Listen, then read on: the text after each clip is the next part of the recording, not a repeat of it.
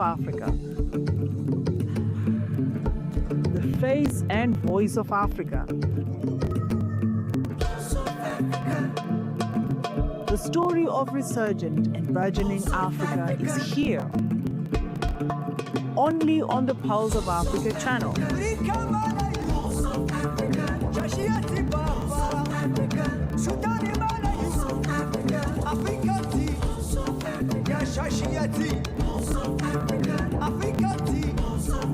Pulse of Africa, the face and voice of Africa.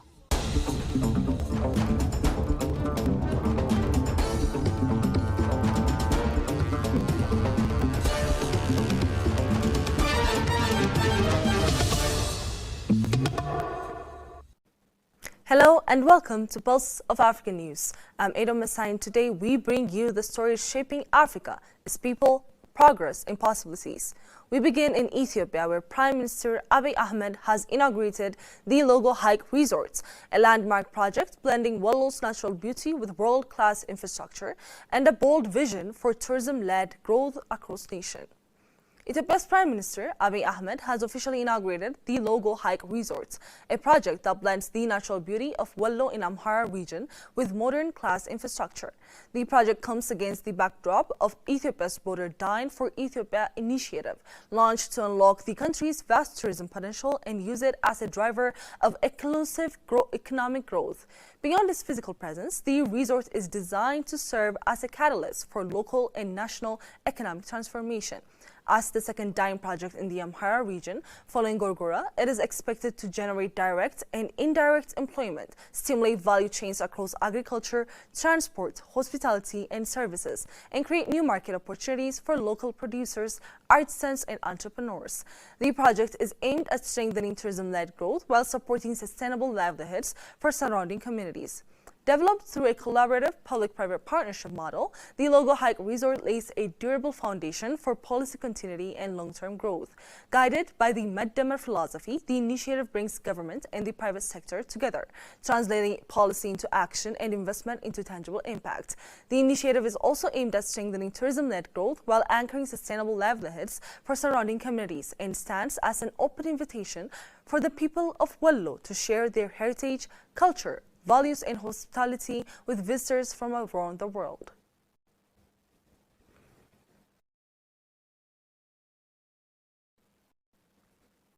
Makonnen Katama, the son of Ethiopia's renowned diplomat Katama Yifru, emphasized the importance of peace and stability for Africa's future. Katama Yifru was a distinguished Ethiopian diplomat who served as Minister of Foreign Affairs during the reign of Emperor Haile Selassie. His career was marked by a strong commitment to peace, progress, and Pan-Africanism values that shaped both Ethiopia's foreign policy and the broader African agenda during a critical period of decolonization and unity building. As one of the key figures in the early years of the African Union's predecessor, the Organization of African Unity, OAU, Katama Yifru played a pivotal role in advancing dialogue and cooperation among African states. His legacy continues to be remembered as one of dedication to African solidarity and international diplomacy. In an interview with Pulse of Africa, POA, his son Makonnen Katama reflected on his father's contributions, describing them as unforgettable parts of Africa's history. He emphasized that Katama Yifru's life was not only significant for Ethiopia, but also for the continent as a whole, as his work helped lay the foundation for African unity. My father was a Pan-Africanist, a visionary who fought for his continent and his country. And I believe that his vision will influence in a sense that he brought the Monrovia and the Casablanca groups together back then in the 60s. So, and there was a lot of work that was done in conflict resolution as well. He was part of it as well, and aiding our freedom fighters back then like Nelson Mandela. So I believe that would be a great influence for Ethiopian diplomacy today, and it would be a great example for our leaders and our, the foreign ministry and elsewhere. What you see with my father's biography is that they were so much into African politics. They were so much into helping our brothers and sisters. So I think that's the example that I see, bridging gaps between the divisions that were there in Africa back then. I think that's mostly I see Pan-Africanism in that book. One of Katama Yifru's most notable achievements was his role in reconciling the two major ideological blocs of African states in the early 1960s, the Monrovia Group and the Casablanca Group. The Monrovia Group favored gradual political and economic integration, while the Casablanca Group pushed for immediate continental unity. These divisions threatened to derail the dream of a united Africa. Katama Yifru's diplomatic skills helped bridge the gap between the two factions, ultimately leading to the establishment of the Organization of African Unity in 1963. This achievement was a milestone in African history, as it provided a platform for collective action on issues of independence, sovereignty, and development. My father was a Pan-Africanist, a visionary who fought for his continent and his country. And I believe that his vision will influence in a sense that he brought the Monrovia and the Casablanca groups together back then in the 60s. So, and there was a lot of work that was done in conflict resolution as well. He was part of it as well, and aiding our freedom fighters back then, like Nelson Mandela. So I believe that would be a great influence for Ethiopian diplomacy today, and it would be a great example for our leaders and our, the foreign ministry and elsewhere. What you see with my father's biography is that they were so much into African politics. They were so much into helping our brothers and sisters. So I think that's the example that I see, bridging gaps between the divisions that were there in Africa back then. I think that's mostly I see Pan-Africanism in that book. Makonnen Katama further explained that his father, along with other African forefathers, contributed significantly to the ideals of unity and solidarity. He stressed that their vision was not limited to their own generation, but was meant to inspire future leaders and citizens of Africa. According to him, the current generation must carry forward this legacy by working for a prosperous Africa, with peace and stability at its core. He underscored that without peace, progress cannot be sustained, and without unity, Africa cannot fully harness its rich resources and potential. I think for Africa now, it's mostly a conflict that's affecting us. And if there's no stability, I mean, there won't be progress. So I think we have to focus on conflict resolution mechanisms, and I believe AU has it, but I think there has to be more focus on that, because in order for everything to go along, these conflicts have to stop, and Africa has to be much more stable than it is now. The African Union pursues institutional reforms to enhance self-reliance, efficiency, and coordination, including improved financing and streamlined structures. These changes enable quicker responses to priorities and a stronger alignment with Agenda 2063 objectives. The reforms empower the AU to represent the continent more effectively on global stages. African leaders will advance these initiatives at the 39th Ordinary Session of the AU Assembly on February 14th and 15th, 2026, here in Addis Ababa. Pulse of Africa will highlight this institutional progress. Tune in for in-depth coverage of the issue.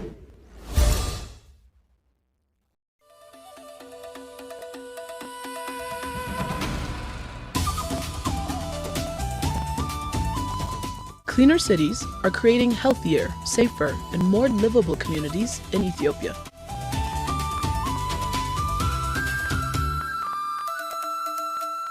Every small change makes a big difference.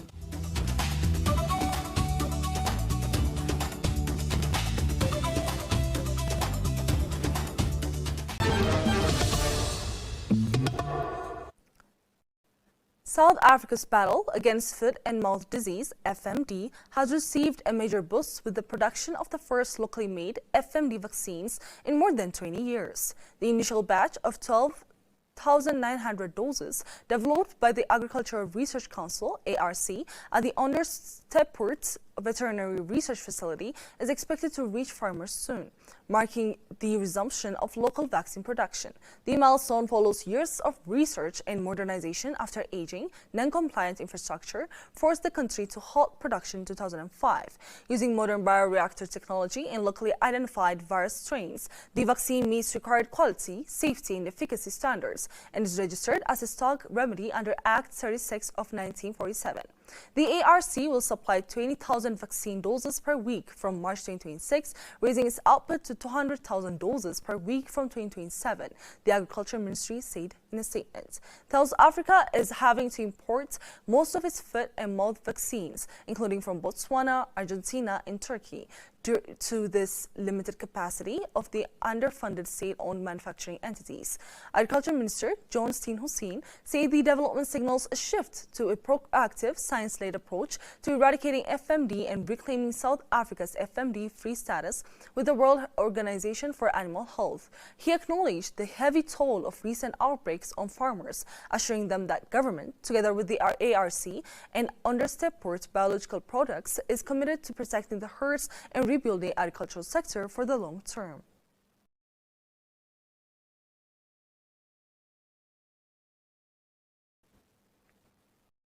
The documentary, titled Amadou and Mariam, Sons of Mali, shows on February 6 and 8 in cinemas in France. For nearly 50 years, Mariam Doumbia's name has been synonymous with the unforgettable Malian musical duo she formed with her husband, Amadou and Mariam. Amadou Bagayoko died aged 70 last year, following an illness. The couple formed half of a group whose blend of traditional rock guitars and Western blues saw them sell millions of albums and conquer dance floors across the world. Among other achievements, the pair, who met at the Institute for the Young Blind in the Malian capital Bamako, composed the official song for the 2006 Football World Cup in Germany and played at the closing ceremony concert for the 2024 Olympic Games in Paris. Dubbed the blind couple from Mali, Amadou and Mariam became one of Africa's best-selling and beloved pairs, playing alongside the likes of Damon Albarn of Blur and Gorillaz and Pink Floyd guitarist David Gilmour, a childhood idol. The duo went on to play at festivals including Glastonbury in England, share bills with Coldplay, U2 and Stevie Wonder, and play for Barack Obama at the concert marking the U.S. President's Nobel Peace Prize award.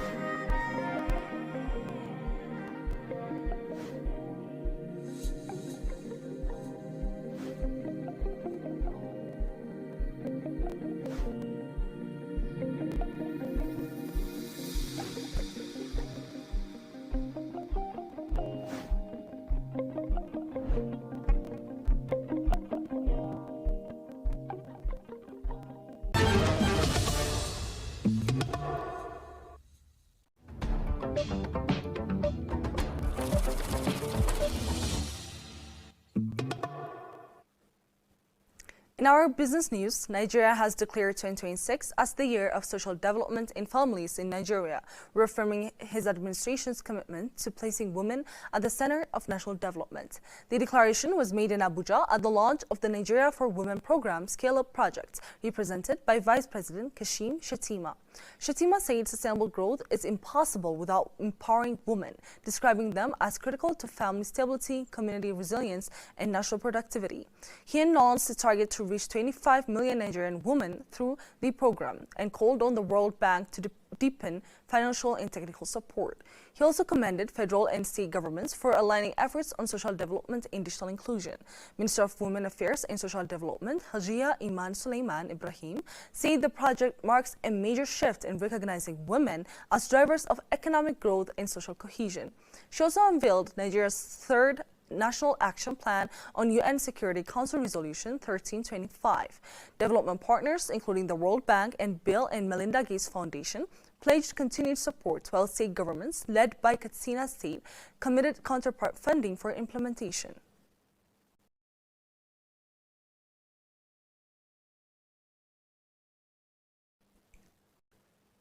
Zimbabwe has reached a staff-level agreement with the International Monetary Fund on economic policies and reforms. The IMF says the 10-month Staff Monetary Program, SMP, is aimed at consolidating recent stabilization gains and strengthening macroeconomic management. An SMP with the fund is an informal agreement that can open the door to an eventual loan. It's intended to establish a credible track record that supports re-engagement efforts and complements a strategy to clear debt arrears and debt restructuring. Notably, it emphasizes prudent budget execution, improved cash and expenditure controls, sustained monetary discipline, and governance reforms to enhance transparency and manage fiscal risks. The program does not entail financial assistance or endorsement by the IMF's executive board.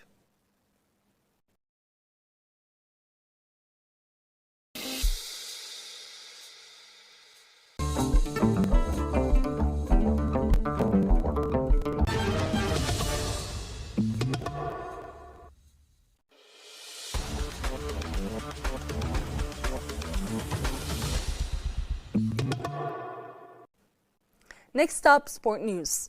For generations, Senegal's ancestors have fished, dived, and rowed off the coast of Dakar. It's the same place where the 14-year-old who quit school nearly 4 years ago is now learning to surf. She and some 20 other girls are participating in an inaugural surf academy, which requires they enroll in school, incentivized by the chance to shred waves. Nearly all come from the little community of Zata Zeli, a fishing village of narrow walkways that is part of the capital's larger Ngor neighborhood. The area is a stronghold of Senegal's Lebu ethnic group, a fishing people closely tied to the ocean who live throughout the Dakar region. The capital's world-class year-round waves not only serve as the backdrop to the girls' lives, but also attract surfers from across the globe, including the famed Ngor right wave where the girls often practice. Hadjou Sambi, Senegal's first female professional surfer, also a Lebu from Zata Zeli, is the vice president of the Dakar chapter of Black Girls Surf, which put on the 4-month Surf Academy. The first ever Dakar Academy was attended by 23 girls aged 7 to 17, of whom 17 had never gone to or were no longer in school. Nearly all were Lebu and lived within 20 meters of the ocean. They were provided with surfboards and wetsuits, and they participated in activities like fitness, meditation, and surfing during the day, while receiving schooling at night in program for students no longer in the formal education system. 6 participants already enrolled in school participated in the academy as a weekend and after-school activity.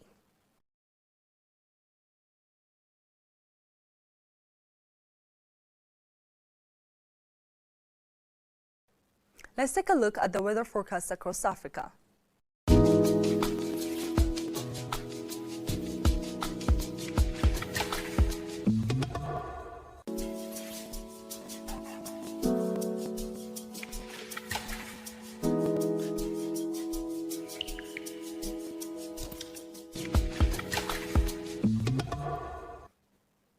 Thank you for joining us on Pulse of Africa News. Keep following us for more stories that matter across the continent.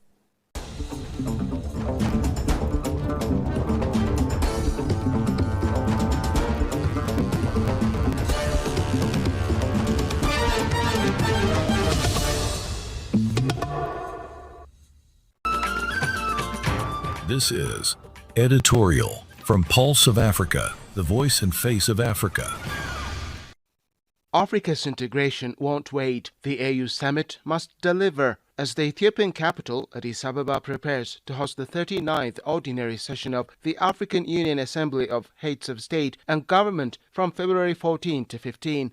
it is imperative to reflect on the continent's journey from liberation to empowerment. The establishment of the Organization of African Unity, or AU, in 1963 marked a historic milestone, Africa's collective declaration of political independence. It was born out of intense negotiations and a shared resolve to free the continent from colonial rule, symbolizing a unified front against external domination. The fabled intense meeting in Addis Ababa that led to the formation of the OAU was more than just a diplomatic event.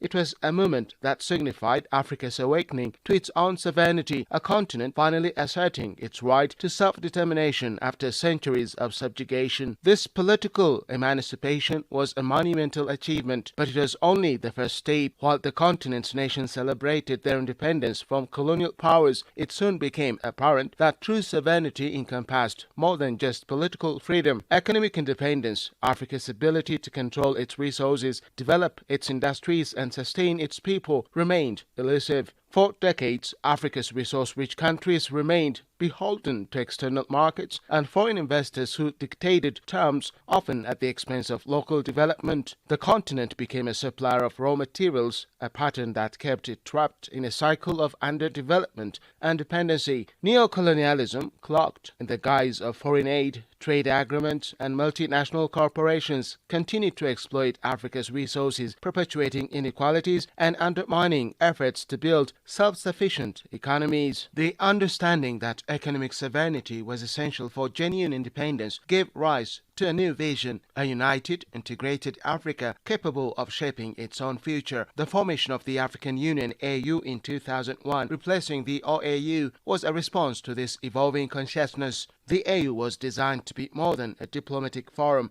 It aimed to create a cohesive framework for economic integration, peace and security, and continental development. The AU inherited the legacy of independence but recognized that to truly liberate itself from external influence, Africa needed to build a resilient economic foundation. Since its inception, the AU has made notable strides. It has established institutions such as the Pan-African Parliament and regional economic communities. It has also launched the African Peace and Security Architecture, including standby forces designed to respond swiftly to conflicts. Perhaps most significant is the operationalization of the African Continental Free Trade Area, which aims to create a single continental market for goods, services, and investments. The African Continental Free Trade Area, a single market with a combined gross domestic product (GDP) valued at approximately US dollars 3.4 trillion, holds tremendous promise for boosting intra-Africa trade, reducing dependence on external markets, and fostering industrial growth. These initiatives are part of a broader blueprint embodied in Agenda 2063, which envisions a peaceful, integrated, and prosperous Africa. However, despite these positive developments, progress remains painfully slow. The continent has yet to fully realize its economic potential. Internal conflicts, infrastructural deficits, corruption, and governance challenges hinder the implementation of key projects. External conditionalities imposed by international financial institutions and some Western powers continue to constrain economic policy choices and limit Africa's ability to chart its own course. The slow pace of regional integration, despite the ambitious goals of Agenda 2063, underscores the need for more decisive leadership and pragmatic action. The upcoming AU summit must be a turning point. It must move beyond routine diplomatic engagements and produce concrete, actionable solutions to accelerate Africa's economic integration. Leaders must focus on policies that protect nascent industries, foster innovation, and promote sustainable development. Achieving economic independence requires a collective effort. An Africa that is self-reliant, resilient, and capable of negotiating on equal footing with global powers. In this era of global uncertainties, reconfigured alliances, and shifting geopolitical interests, Africa must rediscover and assert its voice. The continent cannot afford to be a bystander or a mere commodity supplier in a world that is increasingly divided into competing blocs. Africa must own its future, control its resources, craft its narratives, and define its place in global affairs. This involves building stronger regional alliances, asserting sovereignty in trade negotiations, and ensuring that the benefits of development reach all Africans. Leadership is crucial. The continent's current leaders must demonstrate boldness, vision, and a genuine commitment to transformative change. They must set aside nationalistic pettiness and work collectively to resolve conflicts, improve governance, and promote economic diversification. They must harness the continent's demographic dividend, its youthful population, to drive innovation, entrepreneurship, and sustainable growth. The summit in Addis Ababa should serve as a rallying call, a moment to reaffirm Africa's commitment to its own emancipation from external and internal conditionalities. Africa's future hinges on the ability of its leaders to craft pragmatic, results-oriented policies that accelerate integration and development. They should leverage the continent's rich resources, technological innovations, and youthful energy to build a resilient, self-sufficient economy. The summit must produce a concrete roadmap, clear timelines, measurable targets, and committed resources that can turn Africa's ambitious plans into tangible realities. Only then can Africa truly break free from the shadows of its colonial past and emerge as a confident, influential global actor. Africa stands at a crossroads. The political independence of 1963 was a historic milestone, but it was just the beginning. The continent's real liberation depends on economic independence, building resilient economies, fostering intra-Africa trade, and asserting ownership of its destiny. The upcoming AU summit in Addis Ababa must be more than a routine gathering. It must be a catalyst for decisive action. Africa's leaders have a moral and a strategic obligation to seize this moment by demonstrating boldness, fostering unity, and implementing pragmatic solutions. They can lead the continent on the right path toward genuine independence, sustainable development, and a future where Africa owns its narrative and shapes its destiny. The time for words has passed. Now is the time for action. Africa must step forward and claim its rightful place on the global stage, not as a dependent but a sovereign, self-reliant continent capable of defining its future. The struggle for independence from colonial oppression must be renewed in the fight against poverty to secure lasting prosperity. This is Editorial from Pulse of Africa, the voice and face of Africa.